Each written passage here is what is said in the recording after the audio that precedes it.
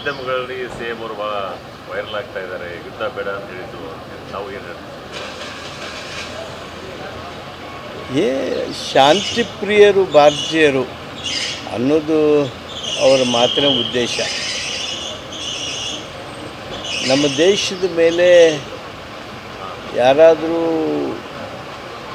ದುರ್ವರ್ತನೆ ಮಾಡಿದರೆ ಯುದ್ಧ ಅನಿವಾರ್ಯವಾದಾಗ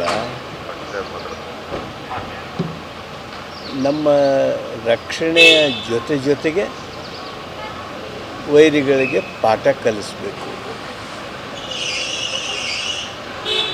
ಆದರೆ ನಾವು ನಮ್ಮ ಇತಿಹಾಸ ಕಾಲದಿಂದಲೂ ಶಾಂತಿ ಪ್ರಿಯರು. ನಾವಾಗಿ ಯಾರಿಗೂ ಏನೂ ಮಾಡೋದಕ್ಕೆ ಹೋಗೋದಿಲ್ಲ. ಆದರೆ ನಮ್ಮನ್ನು ಕೆಣಕಿದರೆ ನಾವು ಬಿಡೋದಿಲ್ಲ ಅನ್ನೋ ನಮ್ಮ ದೇಶದ ನಿಲುವೇನಿದೆ, ಆ ದೇಶದ ನಿಲುವೇ ಎಲ್ಲರ ನಿಲುವು. ದೇಶದ ಸುರಕ್ಷತಾ ನಿಟ್ಟಿನಲ್ಲಿ ಈ ಥರ ಹೇಳಿಕೆಗಳು ಸರಿಯಲ್ಲ ಅಂತೇಳಿ ಬಿಜೆಪಿ ಎಲ್ಲರೂ ಕೂಡ ಸಿ ಎಂ ಅವರು ಒಂದು ಮಾತನ್ನು ಖಂಡಿಸ್ತಾ ಇರುವಂಥದ್ದು. ಇವೆಲ್ಲ ರಾಜಕೀಯ ವಿಚಾರಗಳು ಅಲ್ಲ, ಚರ್ಚಾ ವಸ್ತುನೂ ಅಲ್ಲ. ದೇಶದ ವಿಷಯವನ್ನು ಅದೇನು ಚರ್ಚೆ ಮಾಡಬೇಕು, ಪಿ ಎಮ್ ಅವರು ಬಂದು ಸಭೆಗಳನ್ನು ಮಾಡಿ ಅವ್ರು ಚರ್ಚೆ ಮಾಡಬೇಕು. ಇದನ್ನು ಪ್ರತಿಯೊಬ್ಬರು ನಾವು ಚರ್ಚೆ ಮಾಡೋದಕ್ಕೆ ಹೋಗೋದಿಲ್ಲ. ಇವತ್ತು ಕಾರ್ಯಕ್ರಮ ಮಾಡ್ತಾ ಇದ್ದೀರಿ ಕೇಂದ್ರ ಸರ್ಕಾರದ ವಿರುದ್ಧ, ಏನೆಲ್ಲ ಇರುತ್ತೆ ನೋಡಿ.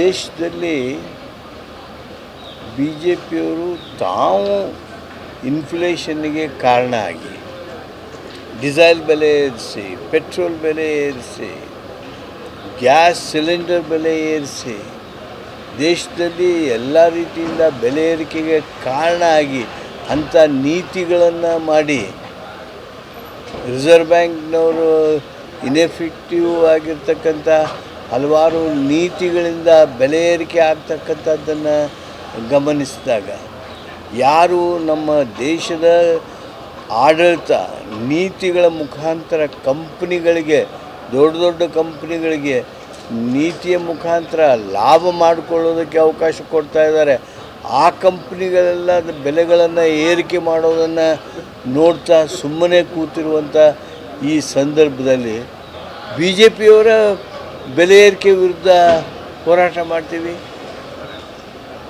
ಅನ್ನುವಂಥ ಈ ಒಂದು ದೇಶದಲ್ಲಿ ಗೊಂದಲ ಸೃಷ್ಟಿ ಮಾಡುವಂಥ ಏನು ಪ್ರಯತ್ನ ಮಾಡ್ತಾ ಇದ್ದಾರೆ, ಅವ್ರಿಗೆ ತಕ್ಕದಾದ ಶಾಸ್ತಿ ಆಗಬೇಕು. ಬೆಲೆ ಏರಿಕೆಗೆ ಕಾರಣ ಆಗಿರ್ತಕ್ಕಂಥ ಬಿ ಜೆ ಪಿ ವಿರುದ್ಧ ನಾವು ಸ್ಪಷ್ಟವಾಗಿರ್ತಕ್ಕಂಥ ನಮ್ಮ ಮಾತೂ ಹೋಗಬೇಕು, ಕ್ರಮನೂ ಹೋಗಬೇಕು. ನಮ್ಮ ಸಂಪು ಅಥವಾ ಸ್ಟ್ರೈಕ್, ಪ್ರೊಟೆಸ್ಟ್ ಇದು ಅವ್ರಿಗೆ ಸರಿಯಾಗಿ ತಿಳಿಸುವಂಥ ಪ್ರಯತ್ನ ನಾವು ಮಾಡ್ತಾಯಿದ್ದೀವಿ. ಜನರನ್ನು ಜಾಗೃತ ಮಾಡ್ತಕ್ಕಂಥ ಪ್ರಯತ್ನ ಮಾಡ್ತಾಯಿದ್ದೀವಿ. ನಮ್ಮ ರಾಷ್ಟ್ರೀಯ ಅಧ್ಯಕ್ಷರನ್ನು ನಾವು ನಿರೀಕ್ಷೆ ಮಾಡ್ತಾಯಿದ್ದೀವಿ, ಬರ್ತಾರೆ. ಅವರ ಸಂದೇಶದ ಮುಖಾಂತರ ಜನರನ್ನು ಜಾಗೃತಗೊಳಿಸ್ತೀವಿ. ನಮ್ಮ ಮುಖ್ಯಮಂತ್ರಿಗಳು ಬರ್ತಾರೆ, ನಮ್ಮ ಕರ್ನಾಟಕ ಪ್ರದೇಶ ಕಾಂಗ್ರೆಸ್ ಸಮಿತಿಯ ಅಧ್ಯಕ್ಷರು ಬರ್ತಾರೆ.